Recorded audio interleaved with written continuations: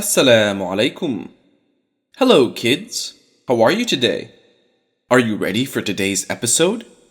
Insha'Allah, I am going to tell you the story of Prophet Dawud alayhi salam, who becomes a king today. Are you ready, children? Now listen carefully. Bismillah. Prophet Dawud alayhi salam becomes the king. In the last episode, we saw how Talut got angry at Prophet Dawud alayhi salam and went to war against him. But the Prophet showed him that he did not want to fight with him and told him that he wanted to spread the message of love. Time passed and Talut was killed in a battle which Dawud alayhi salam did not take part. The people remembered what Prophet Dawud alayhi salam had done for them. So they elected him as their king. Dawud alayhi salam, who was a prophet, succeeded Talut and became the king as well. Allah subhanahu wa ta'ala strengthened the dominion of the prophet and made him victorious. His kingdom was strong and great. His enemies feared him, and they were afraid to go to war against him. The Prophet was an ardent follower of God. He used to fast every alternate days. He divided his nights into 3. He used to sleep for the first half of the night, and pray for 1/3 of it, and again sleep for the 6th of it. Prophet Dawud alayhi salam was a just and righteous ruler who brought peace and prosperity to his people. He delivered Allah's message to the people through the precious gift of his melodious voice. When he recited the Zabur, it was as if the rest of creation chanted with him. People listened as if they were in a trance. The messages the Prophet delivered are famous and well remembered. The Prophet divided his working day into 4 parts.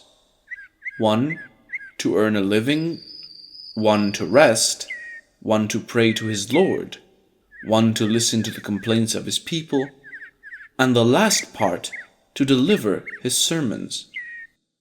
He also appointed deputies to listen to his subjects' complaints, so that in his absence people's problems might not be neglected. Although a king, he did not live on the income of his kingdom. Being well experienced in the craft of weapon making, he made and sold weapons and lived on that income. Allah granted the Prophet great influence as well. His people had a great number of wars in their time, but they had a problem. The iron armor was too heavy for the fighter to move and fight as he wished. It is said that the Prophet was sitting one day, contemplating this problem while toying with a piece of iron. Suddenly, he found his hand sinking in the iron. Almighty Allah had made the iron flexible for him.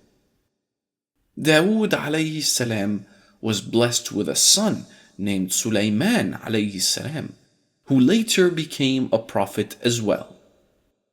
The child was intelligent and wise, even as a child. When the following story took place, Sulaiman alayhi salam was 11 years old. One day, Dawud alayhi salam was sitting as usual, solving the problems of his people, when 2 men, one of whom had a field, came to him. The owner of the field said, "O dear Prophet, this man's sheep came to my field at night and ate up the grapes. I have come to ask for compensation." The Prophet asked the owner of the sheep, "Is this true?" He said, "Yes, sir." Dawud said, "I have decided that you give him your sheep in exchange for the field. In the meantime, Sulaiman alayhi salam spoke up. "I have another opinion," he said. "The owner of the sheep should take the sheep and make use of their wool and milk until his field is repaired.